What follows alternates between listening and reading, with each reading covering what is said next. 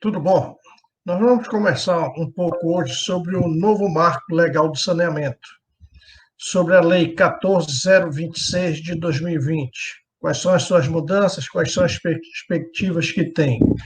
Inicialmente, nós precisamos entender o setor de saneamento como o saneamento básico, como o setor constituído por quatro componentes: abastecimento de água, esgotamento sanitário, limpeza pública e manejo de resíduos sólidos e drenagem e manejo de águas pluviais.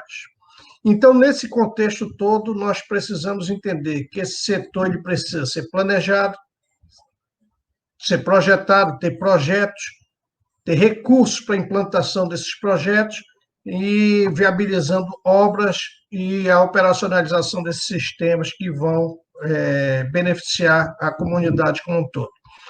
Para isso, requer tempo e se precisa de muitos recursos. Mas também se exigem algumas outras coisas, como, por exemplo, segurança jurídica.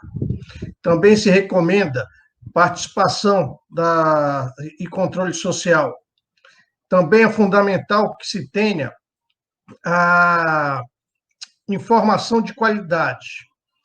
Então, nesse cenário, onde tem diferentes atores participando, é que nós vamos conversar um pouco e tentar entender o que precisa para, de fato, se mudar essa realidade. Hoje nós temos as nossas cidades com problemas de alagamentos, nós temos cidades com lançamento de esgoto a céu aberto, esgoto sem tratamento, nós temos problemas de resíduos sólidos dispostos de maneira inadequada, muitos locais ainda têm um abastecimento de água deficiente, e esse tudo ele tem que mudar. Mas para essa mudança, nós temos que, primeiro, aprender com a experiência de outros locais. E, segundo, lembrar o que é que aconteceu no passado, o que aconteceu no nosso país nos últimos 50 anos. Então, falando desses 50 anos, na década de 70, nós tivemos um grande plano nacional, que foi o Planasa, um plano nacional de saneamento que, na verdade, visava principalmente duas áreas, abastecimento de água e esgotamento sanitário. Teve sucesso, mas principalmente no setor de abastecimento de água. Nesse Planasa, foi feito um planejamento nacional onde se fortaleceu, criou-se e fortaleceu, procurou-se fortalecer as companhias de saneamento. Então, recursos eram direcionados principalmente para os municípios que estavam ligados a essas companhias de saneamento. Posteriormente, nós tivemos a Constituição de 1988, onde o planejamento municipal, onde as ações do município foram fortalecidas. Passado mais um tempo, em 2007, nós temos, então, a Política Nacional de Saneamento, a nossa Lei 11.445, de 2007, que trouxe avanços para o setor. Andando 3 anos para frente, nós tivemos, então, a Lei 12.305, com a Política Nacional de Resíduos Sólidos. E agora, no ano 2020, ou seja, 13 anos depois da Lei 11.445, nós temos esse novo marco legal que surge e já vai alterando 7 leis. Ele altera 7 leis em vários momentos. E isso nós vamos conversar. Eu só queria dar um destaque que ele dá atribuições, altera a Lei 9.984, atribuindo a competência para a Agência Nacional de Águas de atuar no saneamento básico, aprimora as condições estruturais de saneamento básico que estavam estabelecidas na 11.445, dá um prazo para a disposição final ambientalmente adequada dos rejeitos, modificando, alterando a Lei 12.305, e acaba estendendo para as microrregiões na Lei 13.089. Então, de fato, esse marco legal ele traz grandes modificações. E entre essas modificações, eu destaquei 5 pontos para nós conversarmos hoje. 1, a prestação dos serviços, o que é que muda? O segundo, o planejamento. Terceiro, quais são as metas até 2033? o prazo, como eu já falei, prazo da destinação ambientalmente adequada do rejeite, e vou enfocar também, ao final, na regulação. Falando da prestação dos serviços, é importante que nós tenhamos em mente como era a prestação antes. Até há pouco tempo atrás, nós tínhamos, predominava no setor as empresas estaduais, a prestação de serviço por empresas estaduais, e tínhamos também algumas autarquias, secretarias no âmbito do município que prestavam esse serviço, principalmente em municípios menores. A iniciativa privada tinha uma participação pequena. Essa lei, ela traz justamente uma mudança. Ela procura elimina essa figura do contrato de programa, que é aquele contrato firmado sem licitação entre o município e o prestador do serviço, que na maioria das vezes seriam as empresas estaduais. Nessa lei, traz a figura do contrato de concessão. Contrato de concessão mediante prévia licitação.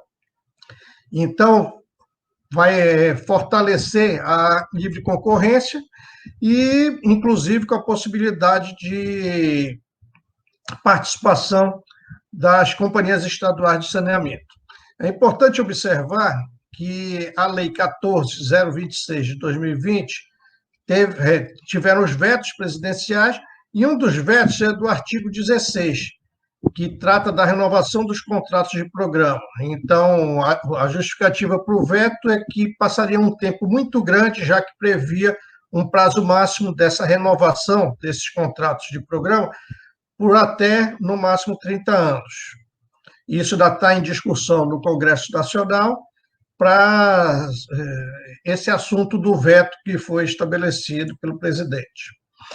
Agora, falando ainda de mudança que traz essa lei, nós podemos enfocar o planejamento.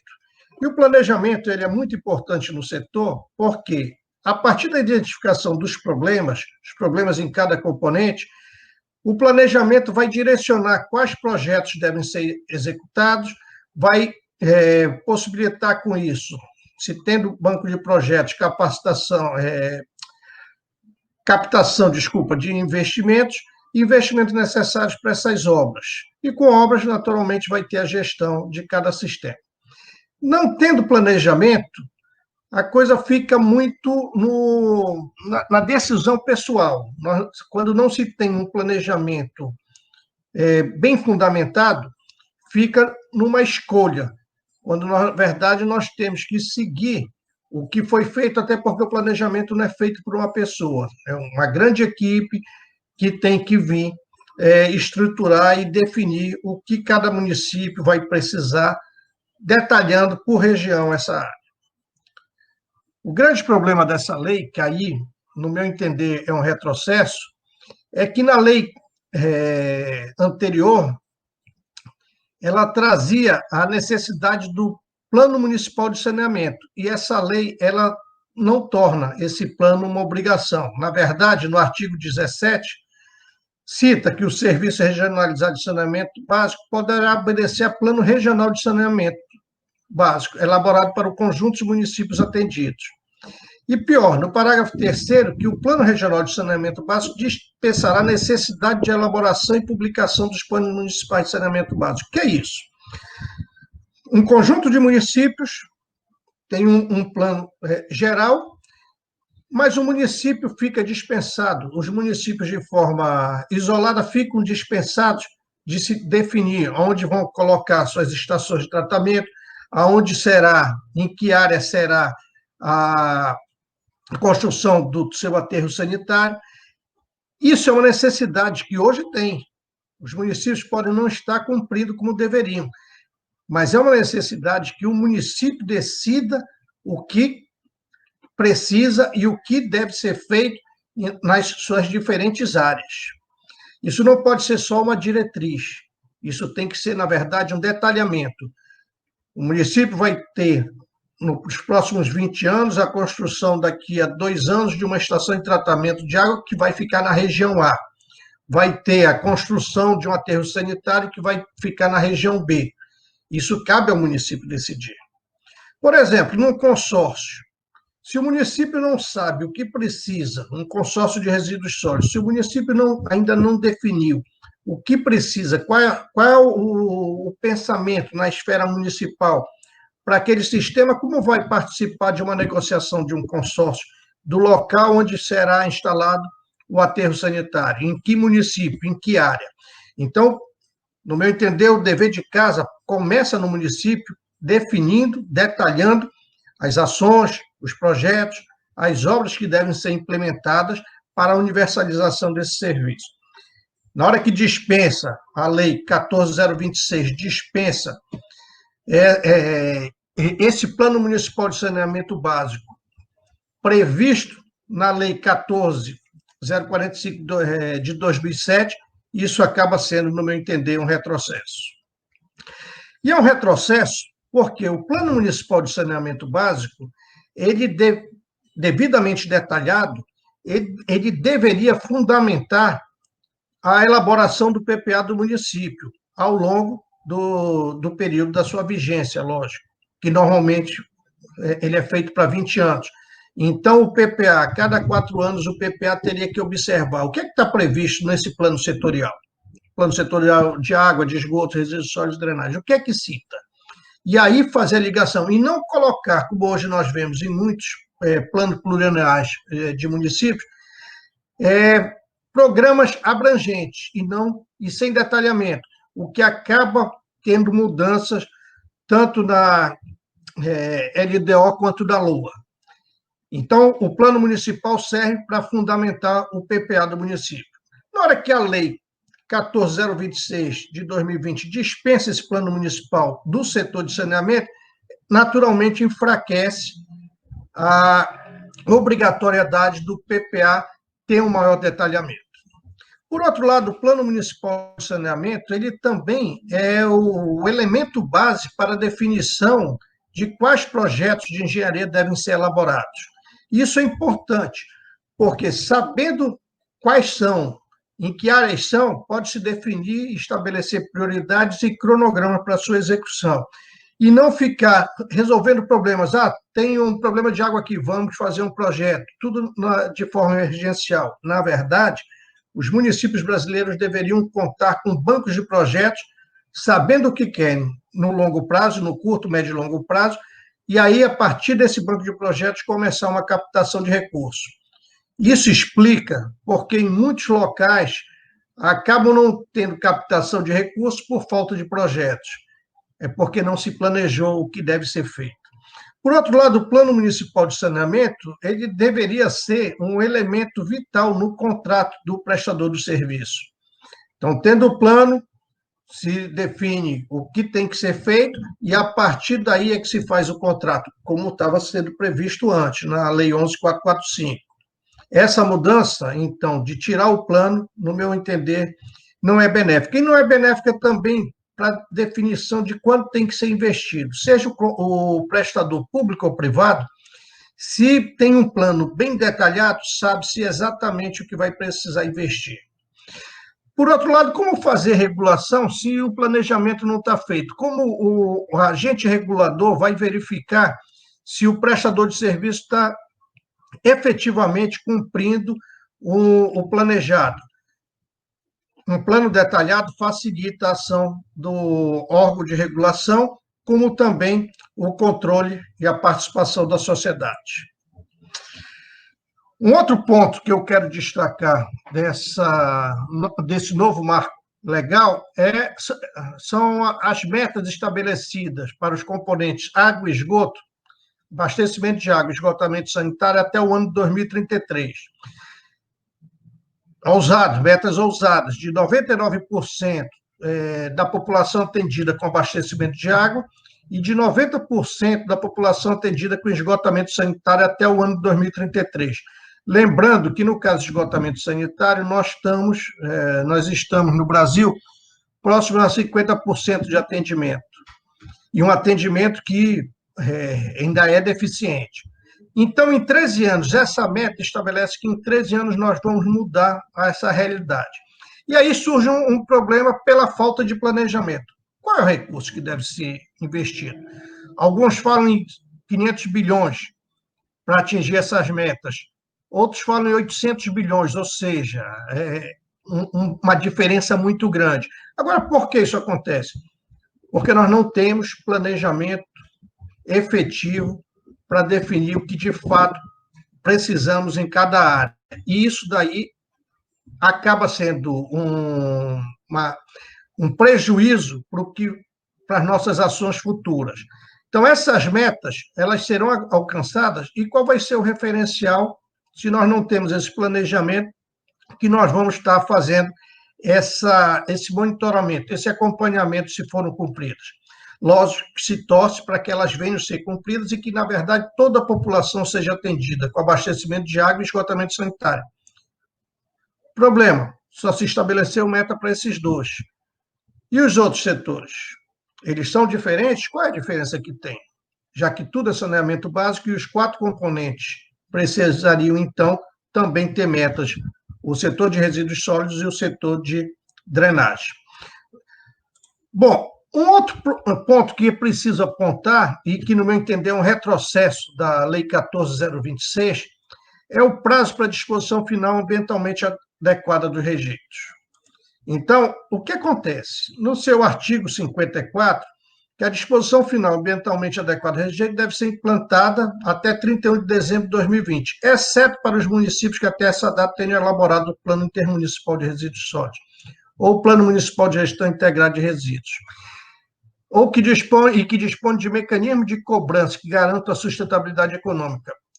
Por que eu digo que é um retrocesso? Porque na Lei 12.305 de 2010 já estava estabelecido que nós teríamos essa eliminação dos lixões de outra maneira, a disposição final ambientalmente adequada do rejeito em todos os municípios. Isso não aconteceu e isso veio sendo postergado. O Congresso Nacional reunia e postergava. E agora, nessa lei, posterga-se mais um pouco. Então, se nós pegarmos de 2010 até o último prazo, que para os municípios com menos de 50 mil habitantes, que será em agosto de 2024, passam-se 14 anos. 14 anos que efetivamente não se toma uma decisão de um grave problema ambiental que nós temos nos nossos municípios, nos municípios brasileiros, que é a disposição inadequada dos resíduos. Então, isso tem que ser enfrentado. A lei colocou esses prazos para capitais e cidades, municípios de região metropolitana, fez para cada município um enquadramento, mas precisa cumprir, porque se pegar o exemplo da Lei 12.305, o descumprimento e, pior, a falta de penalização. Quem foi penalizado por não ter cumprido? Não se tem notícia. E esse é um grave problema que nós temos no setor e para enfrentar essa questão grave dos resíduos sólidos no nosso país. Um outro ponto que precisa ser abordado dessa lei é a regulação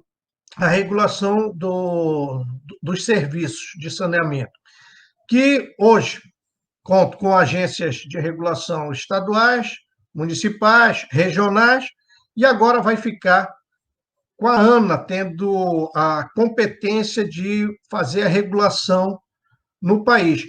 Lógico que contando com todas essas agências num trabalho em rede. A ANA, então, vai coordenar todo esse processo, mas a responsabilidade cabe à ANA. Bom, mas isso é um desafio para a ANA. E por que é um desafio? Porque a ANA trata de recursos hídricos. E ela vai pegar agora o setor de saneamento básico. Então, se nós falarmos em escala, em ambiente, são bem distintos. A ANA trata desses recursos que estão, a grande parte, em ambientes naturais. E o saneamento básico está, no caso da área urbana, em ambiente construído. A escala é diferente, o tipo de ambiente é diferente. É um desafio para a ANA também por causa do tempo.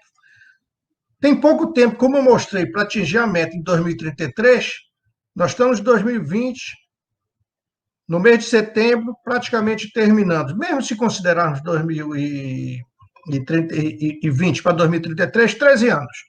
É um tempo muito pequeno. para o setor ter essa grande mudança. Vamos torcer para que isso ocorra, mas sabemos que é um grande desafio para a ANA, de uma hora para outra, ter essa mudança. E é difícil por quê? É um desafio por quê? Por causa dessas atribuições. A ANA vai passar de ter atribuições com recursos hídricos, vai somar mais 4 setores, e não só saneamento básico, porque em alguns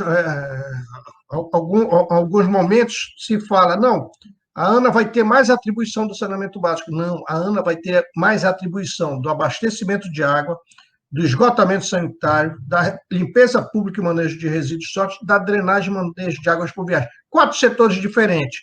Eles compõem o saneamento básico, mas eles têm ações, projetos, gestão diferentes.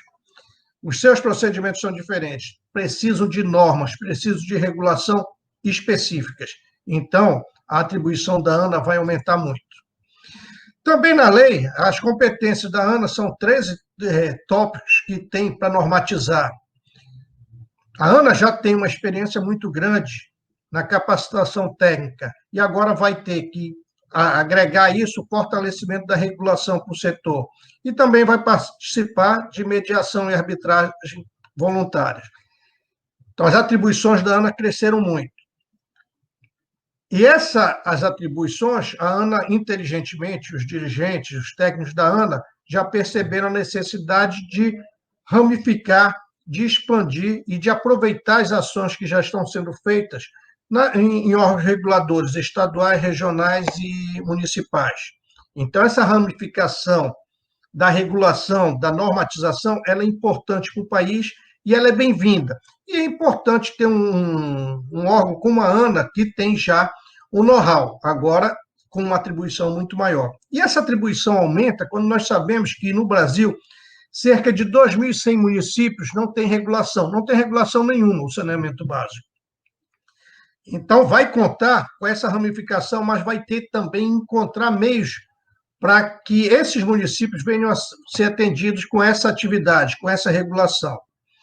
Logicamente que a regulação fortalecida e a segurança jurídica, ela facilita, ela garante, torna mais seguro o investimento no setor. Então, essa é uma boa notícia. Toda mudança é uma oportunidade.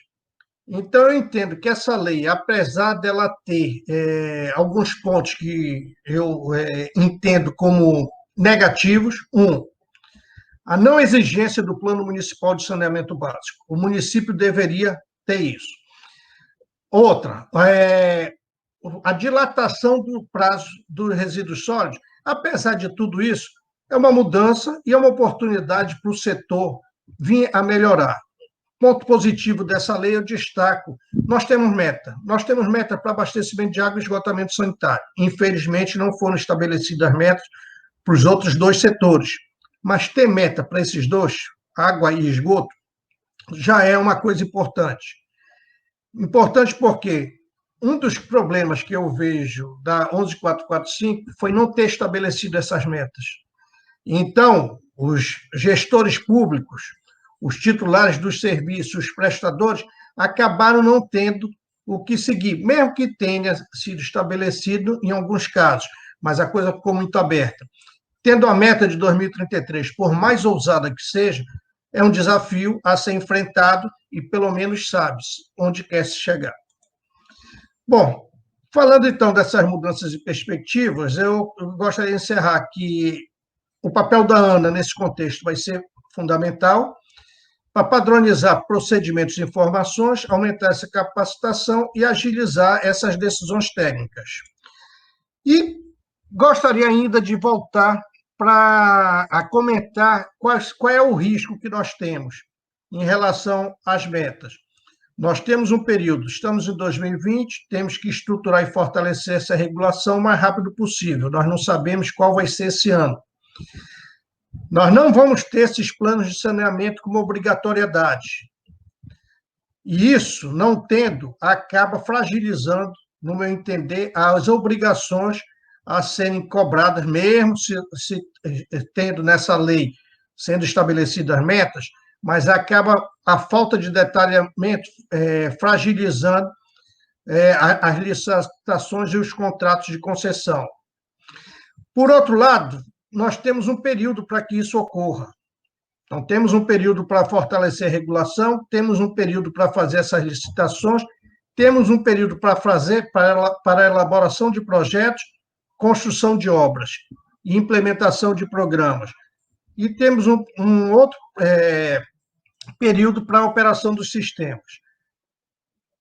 13 anos é um tempo pequeno, então esse é um risco para o setor. O importante é que isso venha a ser bem feito, porque sendo bem feito, por mais que passe de 2033, a própria lei ela dá essa possibilidade até 2040, desde que tenham justificativas, mas o setor precisa, de fato, ter uma mudança que venha a fortalecer a prestação do serviço e a regulação das atividades no setor de saneamento básico. Bom, de maneira geral, eu queria conversar com vocês sobre isso, falando que, como nós estamos na região amazônica, mais especificamente no estado do Pará, e o nosso estado é um que, entre os estados brasileiros, tem números que estão aquém do desejado, essa é uma oportunidade de nós mudarmos a realidade, não só do estado do Pará, adequados em relação ao saneamento básico. Até porque saneamento básico é saúde, saneamento básico é incentivo ao turismo, saneamento básico é aumento da produtividade. Saneamento básico acaba estando relacionado com todos os setores. Saneamento básico é qualidade de vida. Saneamento básico é preservação do nosso meio ambiente. E hoje, como vivemos na Amazônia, fala-se muito da nossa floresta. Nós temos uma legislação, e essa legislação traz algumas metas. Nós precisamos falar da floresta, mas também falar do homem que vive na Amazônia. Falar dos nossos municípios e falar que nós precisamos preservar a floresta, mas nós precisamos também preservar e melhorar a qualidade de vida do homem que vive nas cidades, como também do homem que vive no campo. Então, nessa visão, existe um grande desafio e, para isso, eu entendo que os municípios, cada município deve elaborar o seu planejamento detalhado para saber o que quer, fundamentar e desenvolver seu banco de projetos para captar o recurso e sim, iniciar essas obras que são vitais para o desenvolvimento e crescimento da nossa região. Então, queria comentar isso com vocês, fico à disposição das perguntas, das sugestões e das críticas, e agradeço a atenção de todos.